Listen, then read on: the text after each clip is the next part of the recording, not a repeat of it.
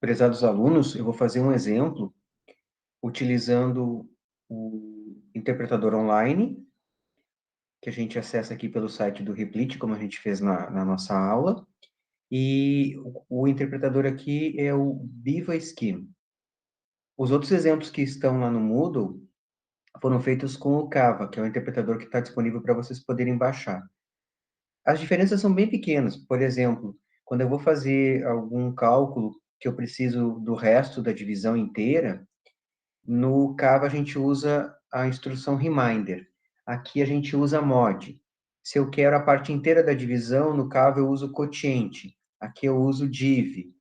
Se eu vou fazer condições usando o conditions, o cond, aqui, por exemplo, eu preciso colocar cada uma das condições abrindo e fechando colchetes. E no Cava eu não preciso colocar os colchetes. Então, são pequenos detalhes, mas as regras de como construir as funções usando a linguagem Scheme são as mesmas. Então, vou fazer um exemplo aqui, que é uma função que vai receber dois números e vai verificar se o primeiro é divisível pelo segundo. Eu vou dividir, então, o primeiro número pelo segundo, e para saber se eles são divisíveis, o resto tem que dar zero. Para testar o resto de uma divisão inteira, no Cava, a gente usaria o reminder, aqui a gente usa o comando ou instrução mod. Então, eu vou definir uma nova função, define, vou chamar ela de divisível, e ela vai receber dois números como entrada, vou chamar de num1 e num2. E aí eu vou fazer uma pergunta para verificar se o resto da divisão desses dois números dá zero. Então, if, aí eu vou testar. Se for igual, mod num1, num2, zero. O que eu estou perguntando aqui? Se dividido no 1 pelo no 2, o resto, que é o mod, é igual a zero, então eu sei que esses números são divisíveis. E aí eu vou mandar, então, escrever na tela, né? Os números são divisíveis.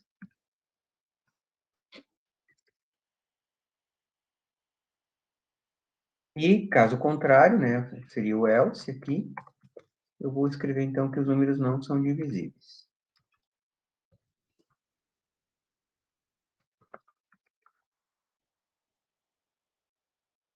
Podem ver que aqui na sintaxe não é necessário colocar a palavra else, na verdade não tem o else aqui, né, no scheme. Aí nós temos que lembrar que, como a gente está trabalhando nesse paradigma funcional, a gente tem que colocar tudo abrindo e fechando parênteses, né? Então, aqui, ó, nós abrimos o parênteses para definir a função com define, abrimos aqui o parênteses para colocar o nome da função e os parâmetros, fechamos, abrimos o parênteses do if, abrimos essa primeira condição, ó, abrimos dois parênteses aqui, fechamos dois, aqui,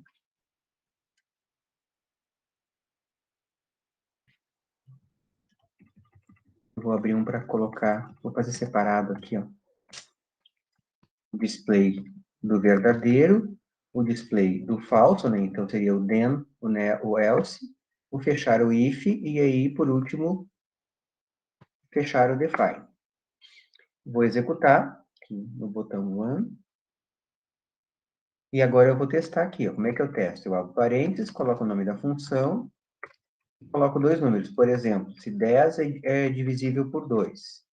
Então, os números são divisíveis. Vou testar, por exemplo, se 10 é divisível por 3, que o resto não dá zero. Mas não são divisíveis. Por exemplo, vou perguntar se 4 é divisível por 2.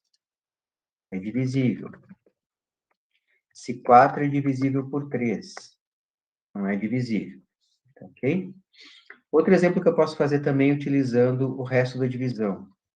Verificar se o número é par ou não. Então, eu vou colocar aqui um ponto e vírgula para escrever um comentário, né? Então, escrever uma função que recebe um número, verifica se é par ou ímpar.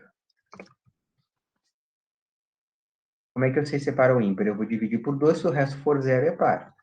Então, vou criar uma nova função, define, vou chamá-la de par, vai receber um parâmetro, número,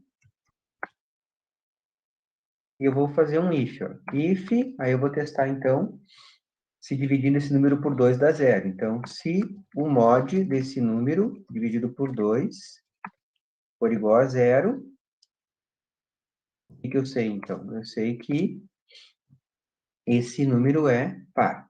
Então, aqui vamos cuidar os parênteses. Então, nós abrimos aqui o parênteses do mod e o parênteses da igualdade. Vou fechar ele aqui. Aqui eu vou fazer o então, que seria o then, né? Então, display. Esse número é par. E na outra linha é o else, né? O senão. O número é ímpar. Aí vou aqui fecho o if. E mais um parênteses para fechar o define. Vou testar. Agora o nosso código tem duas funções, eu posso chamar qualquer uma delas, né? Nós temos a função divisível e a função par. Eu vou usar então a função par. Eu quero verificar então se o número 4 é par.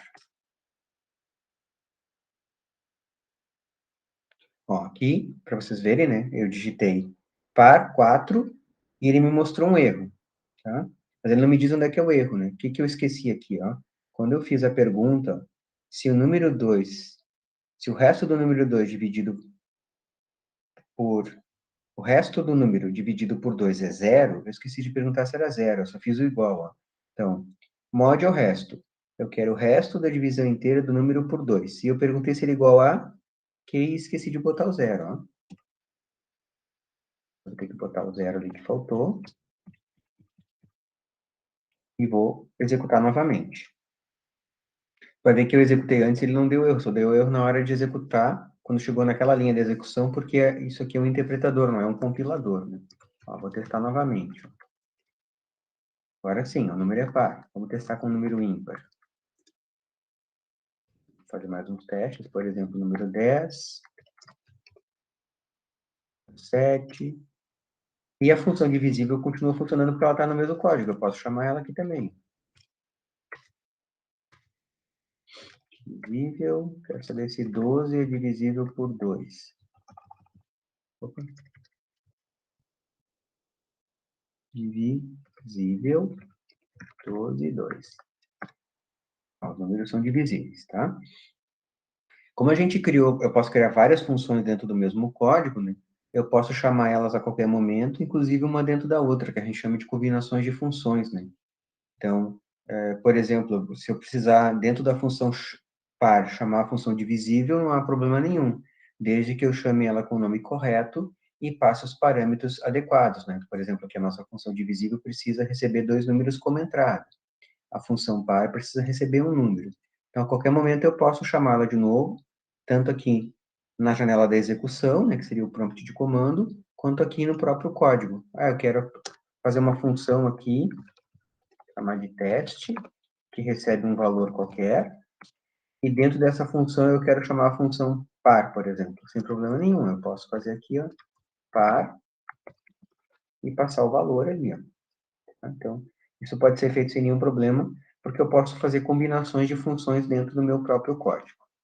Então, esse é um primeiro exemplo, onde a gente faz um testezinho bem simples, né, para verificar se dois números são divisíveis, e o outro para verificar se o número é par ou não. E lembrando, né, que a ideia aqui é que a gente tem um interpretador diferente daquele que é o Cava, e o que mudou aqui? Lá no Cava, o resto da divisão inteira a gente usa o comando reminder, e aqui nesse interpretador que é o Biva Scheme, a gente usa o mod. O restante é a mesma coisa sempre, né?